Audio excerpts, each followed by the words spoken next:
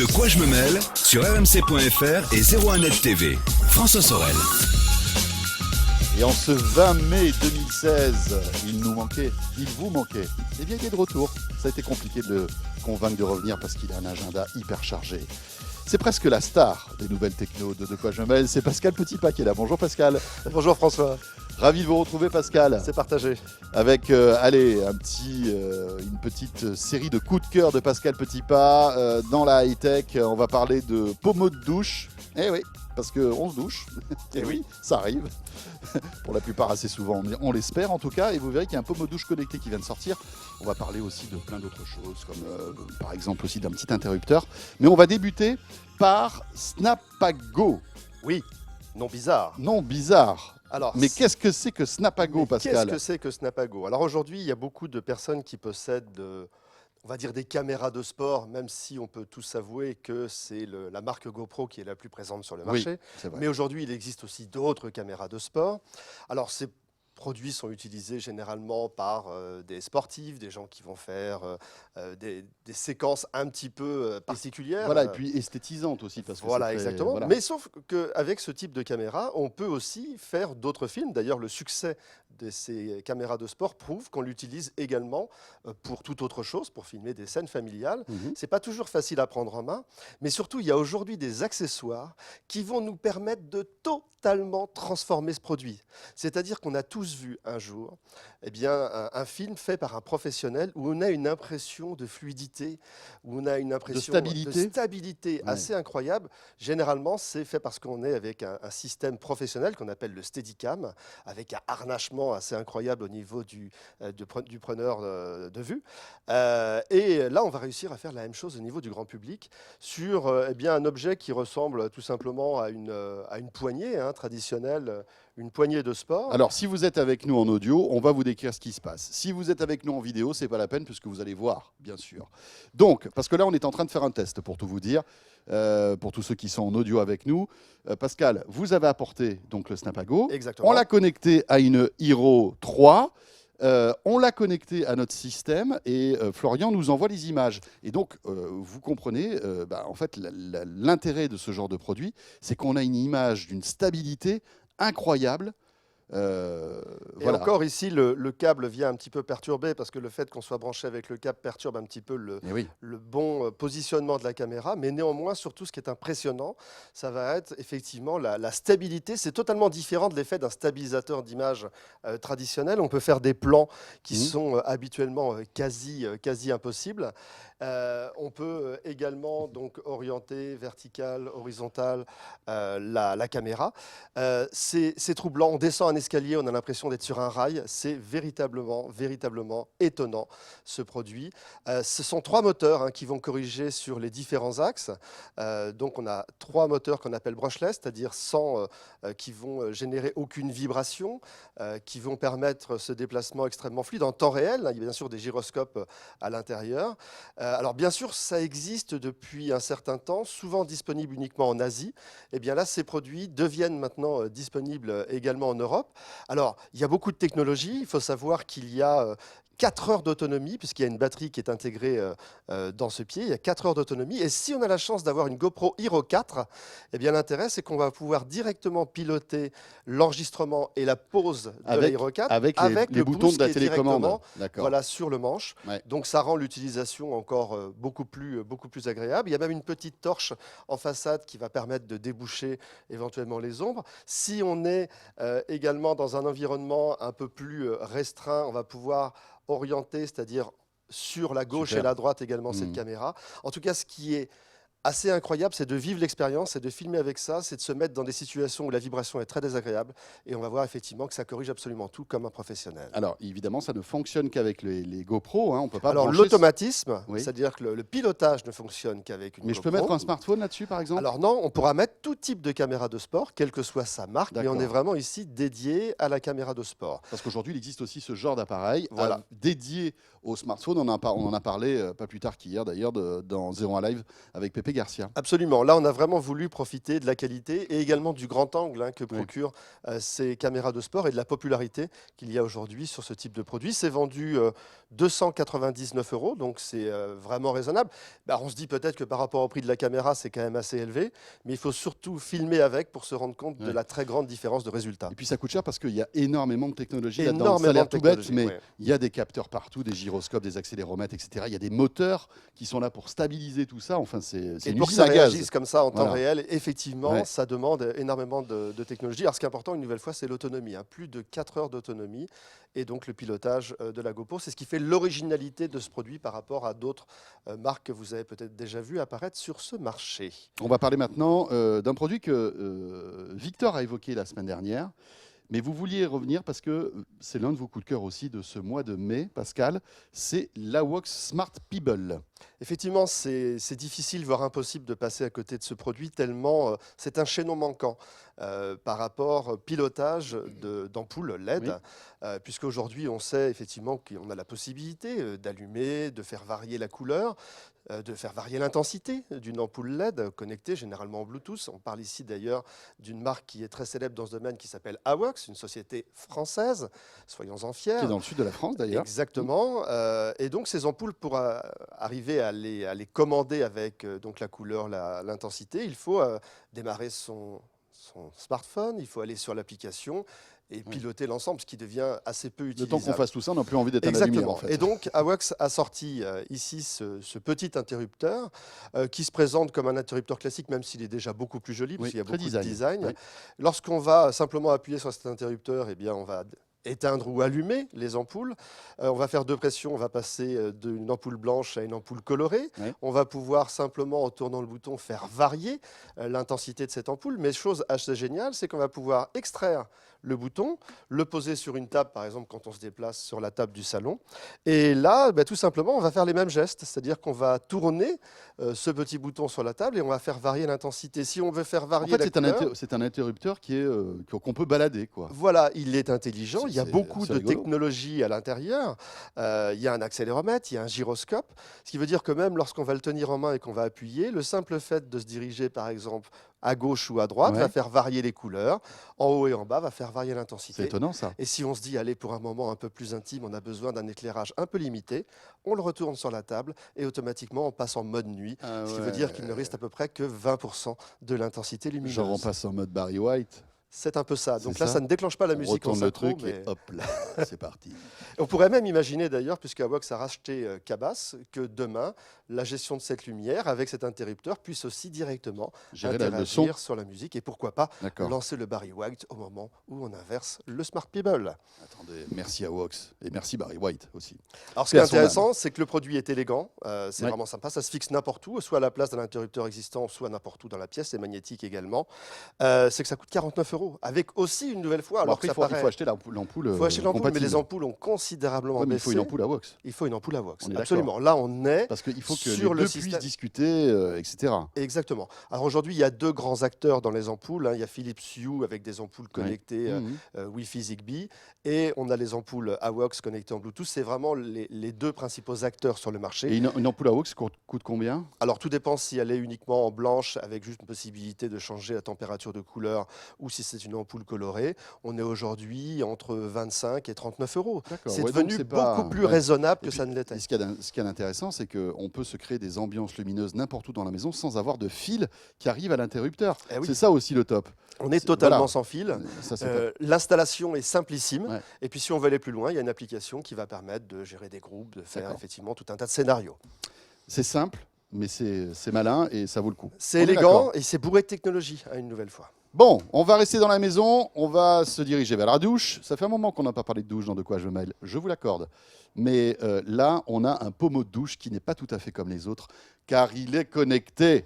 On en avait parlé d'ailleurs lors du CES de Las Vegas de 2016. Et franchement, quand on parle d'un pommeau de douche connecté, on a envie d'ébaucher un petit sourire en se disant « c'est du grand n'importe quoi ». C'est du gadget. Ça ne sert à rien. Alors pas du tout.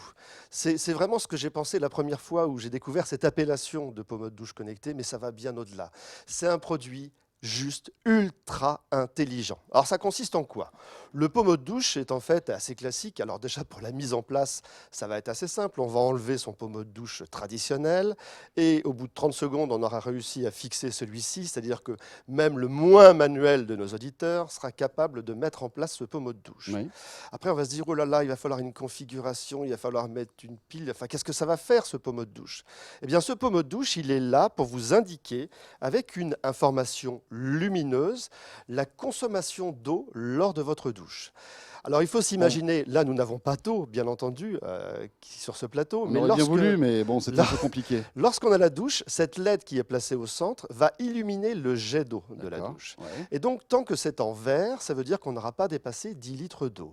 Puis ensuite, la LED va passer en bleu, on est de 10 à 20 litres, puis en violet, de 20 litres à 30 litres, puis en rouge, c'est qu'on commence à consommer un peu beaucoup d'eau, et ensuite, au-delà de 50 litres, ce rouge va se mettre à clignoter. Ouais. Alors, ce qui est intéressant, c'est qu'on n'a jamais la notion d'eau consommée dans une douche. Non, non. Et que là, on va avoir la visualisation de sa consommation. Mais ce qui est encore plus intelligent, c'est que ce produit ne nécessite pas d'alimentation. Pourquoi? Parce que le constructeur a pensé à mettre une turbine à l'intérieur et à l'aide du flux de l'eau, tout simplement, on va alimenter cette turbine et c'est cette turbine qui va alimenter les lumières. Donc, ça veut dire que c'est un produit qui peut être utilisé de manière obligé de recharger autonome. Son pommeau de douche. On ne recharge rien, il est facile à installer, il ne nécessite aucune source d'énergie. C'est super ça. Mais oui, c'est génial. Mais alors, malgré tout, on peut récupérer des données sur un smartphone? Et bien sûr, François. Là, on va tout simplement charger l'application Hydrao, qui est une application gratuite, qui est donc une application qui va nous permettre de récupérer, d'avoir les informations sur la quantité d'eau utilisée lors de chaque douche. On va pouvoir même, on va vous poser la question, est-ce que vous chauffez votre eau à l'électricité ou au gaz? On sait à peu près combien ça coûte de chauffer 1 litre d'eau. Ça veut dire qu'on va estimer le coût, mais surtout, on va estimer également combien on économise à la fois sur la quantité d'eau et sur l'énergie nécessaire à chauffer cette eau. Et on s'aperçoit qu'on va économiser environ 200 € par an dans une famille de 4 personnes grâce à ce pommeau. Tout simplement parce qu'une douche normale, sans qu'on s'en rende vraiment compte, c'est environ 80 litres. Eh bien ici, ça va même devenir presque ludique parce que chaque membre de la famille aura envie de se dire moi je vais arrêter ma douche avant que le rouge se mette à clignoter. C'est la première fois qu'on a une visualisation réellement de la consommation, ce qui est normalement totalement impossible. Et puis en plus, nous, étant donné qu'on n'a pas beaucoup de cheveux, donc moi ça me prend beaucoup de temps pour nettoyer les cheveux, mais bon, c'est comme ça. On économise 200 € donc, par an. Voilà, ça c'est l'estimation du constructeur. Ça coûte combien? Ça coûte 79 €. Ah ouais, donc ça vaut vraiment le coup, on amortit. Et oui, et puis quand on voit d'ailleurs le prix d'un pommeau de douche traditionnel, on est peut-être 2 fois le prix. Mais après, il faut voir ce qui va se passer avec le calcaire. Alors justement, là, le modèle que nous avons entre les mains... Vous avez réponse à tout, Pascal. C'est fatigant quand même. Hein. Moi, j'essaie de vous coincer et bam! C'est le modèle qui avait été présenté au CES. Depuis le CES, ce modèle a largement évolué, entre autres à la fois sur la qualité du chrome, sur le fait qu'il est maintenant recouvert également de chrome, mais qu'il y a des picots anti-calcaire qui vont permettre d'ailleurs d'éviter ce problème. Mais c'est surtout... Et même la turbine et tout à l'intérieur. Même sur la turbine. Oui, de toute façon, c'est un produit qui est garanti. Aujourd'hui, on sait que la garantie des produits est de 2 ans. Hein. Les nouvelles lois nous font appliquer cette nouvelle durée. Et donc, il n'y a aucune raison que ce produit ne vienne... au niveau de sa turbine, être perturbé par un quelconque système perturbation de calcaire, en tout cas. Très bien. Très intelligent. Très intelligent. Très sympa. C'est déjà dispo? Alors, c'est un produit qui était vendu uniquement sur Internet et qui débarque maintenant dans les réseaux de vente, ce qui veut dire qu'on va le trouver dans les magasins, donc au prix de 79 €. Une douche connectée qui n'est pas si rigolote que ça, mais vraiment utile. Bon, on va terminer par Hi. D'habitude, on dit Hi pour débuter, mais là, on va dire Hi pour dire au revoir. Et c'est un produit Phénotech. C'est Hi, comme son nom l'indique, c'est une société française. Oui, voilà, bien entendu. On le sait, hein, c'est souvent le cas parce que ces sociétés travaillent également à l'international. Souvent, elles possèdent un nom qui est plus anglo-saxon. Donc Hi, c'est quoi? C'est une sorte de majordome portier vidéo connecté. Alors, on connaît tous le petit portier vidéo, ce truc moche, alors quand on a une maison, bien entendu, parce que là, on s'adresse plutôt aux propriétaires de Cela dit, il y a des portiers aussi dans les immeubles. Oui, des portiers, des visiophones, on va dire. Il y a des visiophones. Alors, généralement, lorsqu'on a une maison individuelle, c'est un truc assez moche, une sorte de grille rectangulaire avec une petite tête de caméra et qui nous permet de voir, grâce à un écran qui est dans la maison, qui demande à entrer dans la maison. Ok, d'accord. Ça coûte déjà d'ailleurs assez cher, ce genre de produit, lorsque la qualité est au rendez-vous. Alors là, on a déjà affaire à un produit qui est déjà un produit élégant, qui a une forme véritablement originale. C'est un produit un peu oblong, mais surtout, il va avoir comme intérêt, lui, d'être connecté. Imaginez, François, vous avez fait une commande sur Internet et un livreur... Ça n'arrive jamais. Je ne commande jamais sur Internet. Exactement. Et on sait bien sûr que le livreur, malheureusement, se pointe à chaque fois lorsque nous sommes absents. On est d'accord. Alors, qu'est-ce qui va se passer? À partir du moment où il va appuyer sur la sonnette, eh bien, automatiquement, on va recevoir une notification qui va nous permettre de le voir sur l'écran de notre smartphone. Et lui ne le sait pas. Il croit qu'il sonne à la maison, en fait. C'est ça? Exactement. Donc déjà, d'ailleurs, on va rebondir sur ce petit commentaire, c'est que la plupart des cambrioleurs qui viennent chez vous avec de mauvaises intentions, pour vérifier s'il y a quelqu'un à l'intérieur, appuient sur la sonnette. Et bien là, ils vont appuyer sur la sonnette et clac, ils vont entendre quelqu'un qui leur répond et on va voir leur visage. Généralement, c'est assez efficace. Donc il y a déjà sauf s'il y a New York une fonction derrière, de prévention. Si par exemple vous êtes, je sais pas, vous avez la tour de Pise derrière, non, mais lui, il ne voit pas. Se dit, c'est nous qui le voyons. C'est super. Ah oui, non, c'est vrai. C'est nous qui le voyons. Lui ne nous voit pas. Donc on lui répond. Donc déjà, pour les cambrioleurs, ça sera une solution assez intéressante.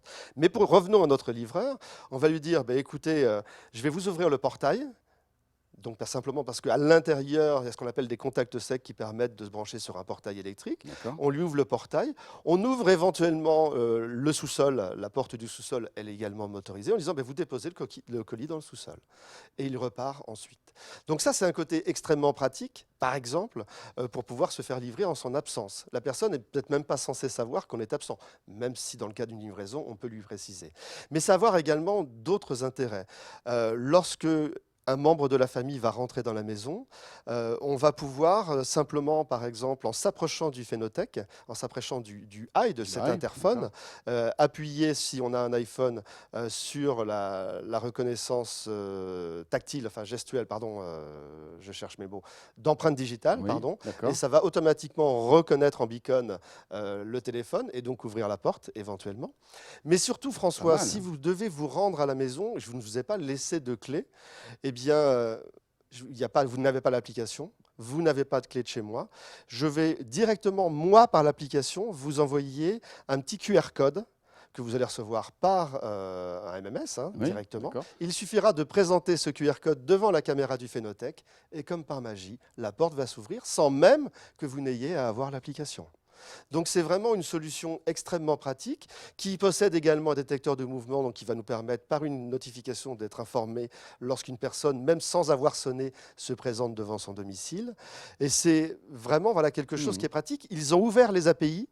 Alors, je ne sais pas si ça a un sens pour tous nos auditeurs. Ça veut dire que ce produit ne fonctionne pas seul, qu'il est capable de se connecter à d'autres produits domotiques de la maison.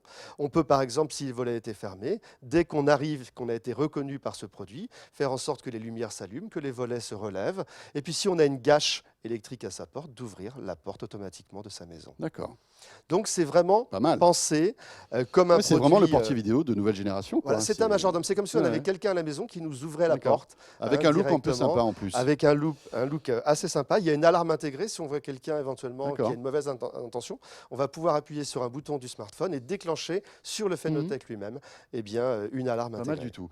Tiens, juste pour info, la semaine prochaine dans Village Startup sur 01net TV, on recevra le créateur de AI qui sera avec nous. Il nous expliquera un petit peu comment, comme ce que vous venez de me dire, mais peut-être aussi l'avenir de ce produit et pourquoi ils ont eu cette idée-là. Voilà, c'est un produit qui doit sortir au mois de septembre, qui est pour l'instant sur Indiegogo. D'accord, donc en crowdfunding. Exactement, qui sera commercialisé lorsqu'il sera en magasin dès la rentrée à 499 €. Alors ça peut sembler cher comme ça, mais allez voir dans les magasins de bricolage le prix d'un portier vidéo assez moche et assez basique, et vous allez voir qu'on est 100 ou 200 € plus cher. Alors juste dernière question, il se connecte comment? En Wi-Fi, c'est ça? C'est une excellente question. Alors en Wi-Fi, merci Pascal. En Wi-Fi, oui. Bien sûr qu'il se connecte en Wi-Fi, mais dans certains cas, le Wi-Fi va poser des problèmes de distance par rapport à l'habitat. Tout à fait. Il a également sa propre carte SIM qui lui permet de communiquer par le réseau. D'accord. Donc voilà. Donc abonnement supplémentaire. Oui, mais qui est intégré en fait. Qui est intégré dans le truc. Absolument. Bravo. Pascal, merci. Merci François. Les coups de cœur de Pascal de mai. Pascal, vous revenez quand vous voulez. Avec plaisir. Vous savez que la porte de quoi je me mêle vous est ouverte. Pascal Petitpas, donc notre expert en nouvelles techno. Vous restez avec nous. De quoi je me mêle, c'est pas terminé. On va évoquer dans un instant la Google I.O. Vous savez, le grand rendez-vous de la grande conférence développeur Google. Ça sera avec Raphaël Grabion. On reviendra sur quelques-unes des grosses annonces de cette semaine. A tout de suite. De quoi je me mêle sur rmc.fr et 01net TV.